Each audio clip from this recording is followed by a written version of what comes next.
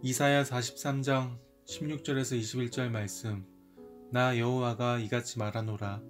바다 가운데의 길을, 큰 물 가운데의 지름길을 내고 병거와 말과 군대의 용사를 이끌어내어 그들이 일시에 엎드러져 일어나지 못하고 소멸하기를 꺼져가는 등불 같게 하였느니라.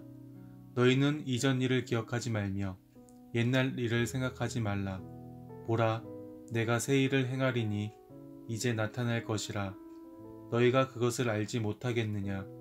반드시 내가 광야의 길을 사막의 강을 내리니 장차 들짐승 곧 승냥이와 타조도 나를 존경할 것은 내가 광야의 물을 사막의 강들을 내어 내 백성 내가 택한 자에게 마시게 할 것임이라.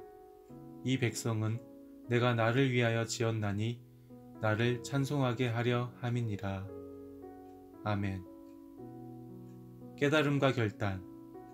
매일 말씀을 읽고 묵상하고 기도하는 삶은 하나님께서 하나님의 자녀들인 우리에게 원하시는 삶의 모습이다. 설교 말씀에서 목사님께서 말씀하신 것처럼 우리가 말씀과 기도하는 삶을 살아갈 때에 하나님께서 우리에게 해주시는 음성을 알아들을 수 있기 때문이다. 나는 1년 2개월 전부터 하루도 빠지지 않고 매일 말씀을 묵상하고 기도하는 삶을 살고 있다. 이렇게 살아오기까지 사단의 회방도 참 많았지만 하나님의 은혜로 다 이겨내며 말씀 묵상을 지금까지 할 수 있었다.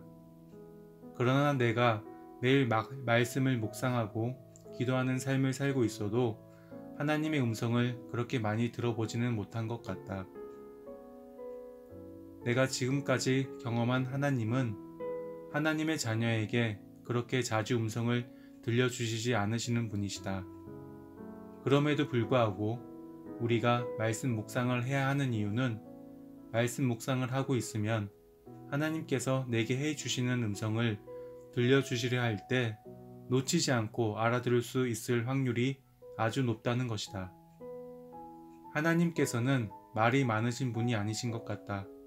그리고 하나님이 보시기에 그렇게 급한 일이 아니라면 우리에게 해답을 제시해 주시는 분도 아니신 것 같다. 그러나 정말로 하나님의 자녀가 진퇴양난의 상황에서 하나님께 강력하게 도움을 요청할 때에는 하나님께서는 바로 즉각 해답을 주신다. 어제 있었던 일이다. 바로 전날까지 난 연말에 6일간의 근무를 했었고 바로 이틀을 쉬기로 되어 있었다. 그런데 예배가 끝나고 집에 돌아오는 길에 회사에서 계속 전화가 걸려왔고 난 순간 근무를 대신 해달라는 동료로부터의 전화일 것 같다는 생각이 들었다. 나는 아직도 전화 받는 것에 대한 두려움이 있고 더군다나 전화로 어떤 사항에 대해서 거절하는 것을 너무 하기 싫어하는 사람이다. 그리스도인으로서 거짓말을 하는 것도 이제는 더 이상 용납할 수 없는 사람으로 변화되었기 때문에 난 전화를 피하는 방법을 선택하였다.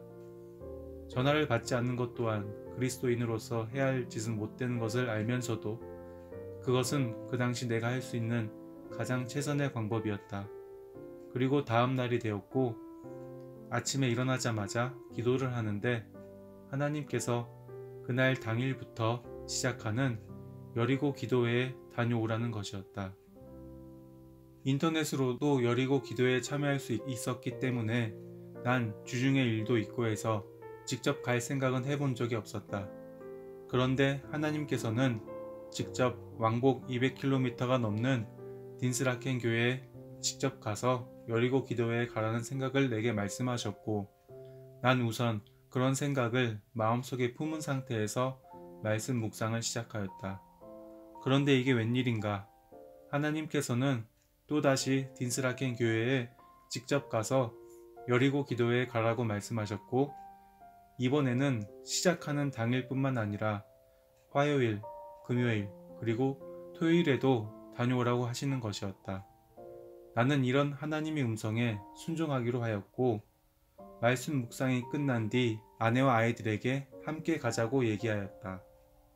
그렇게 우리 가족은 딘스라켄 교회에서 열리는 여리고 기도회에 참여하게 되었다. 왜 하나님께서는 내게 직접 딘스라켄 교회 예배당에 가라는 음성을 주셨을까? 인터넷으로 예배를 드려도 되는데 왜 굳이 그 먼 곳까지 차를 타고 나를 가라고 하셨을까? 그것은 나의 상태가 심각했기 때문이었다. 계속 집에 있으면서 회사에서 걸려오는 전화 때문에 내가 안절부절 못하고 걱정하고 불안해할 것이 뻔하기 때문에 하나님께서는 도피성으로서 딘스라켄 교회로 나를 부르신 것이다. 가장 확실한 피난처이신 하나님이 계신 예배당으로 나를 부르셔서 나를 보호해 주시고 싶으셨던 것이다. 하나님께서 내게 주신 음성인지 아닌지를 분별하는 방법 중에 하나로 난 눈물을 꼽는다. 하나님이 나를 위로해 주시기 위해 예배당으로 부르신 것이라는 사실을 난 기도할 때 저절로 흘러나오는 내 눈물을 통해서 알 수 있었고, 기도의 첫날부터 내가 처한 상황을 어떻게 극복해 나가야 하는지에 대한 정확한 답을 들을 수는 없었지만 하나님께서 해결해 주실 것이라는 믿음은 더욱 강해졌고, 불안해하던 내 마음도 점점 평안해지는 것을 느낄 수가 있었다. 그리고 오늘 난 회사에 원래 근무가 없는 토요일과 주일 오전에 일을 대신할 수 있으니 내 근무를 조정해도 된다는 의사를 전달하였다. 이런 생각은 내가 할 수 있는 것이 아니다. 회사 사장님이 내가 병가를 냈을 때 내게 왜 병가를 내냐고 화를 냈을 때를 생각한다면 육적인 나는 절대로 회사를 위해서 내 쉬는 날을 반납하고 싶지 않을 것이다. 그러나 하나님께서는 내가 주말에 근무를 하겠다는 성의를 회사에 보이라는 생각을 내게 주셨고, 난 그런 하나님의 생각에 순종하였다. 주말에 근무를 하겠다는 것으로 나의 불안한 감정이 해소된 것은 아니다. 그리고 회사에 만연해 있는 쉬는 날에 직원들을 일하게끔 만드는 고질적인 문제가 완전히 해결된 것도 아니다. 그러나 우선 하나님께서는 내게 하나님의 생각을 알려주심으로써 나를 안심시켜 주셨고, 기도회가 끝날 때쯤에는 내게 더 지혜로운 방법을 알려주실 것이라는 믿음이 내게 생겼다. 이처럼 하나님은 결코 하나님의 자녀의 문제를 그냥 보고 넘어가시는 분이 아니시다. 그러나 그러한 하나님의 보호하심을 받기 위해서는 우리는 말씀을 읽고 묵상하며 기도를 해야 한다. 앞으로도 하나님의 자녀로서 매일 말씀을 읽고 묵상하며 기도하는 자로 살아가겠고, 그런 삶을 통해 주변 사람들에게 선한 영향력을 끼치는 자가 되겠다.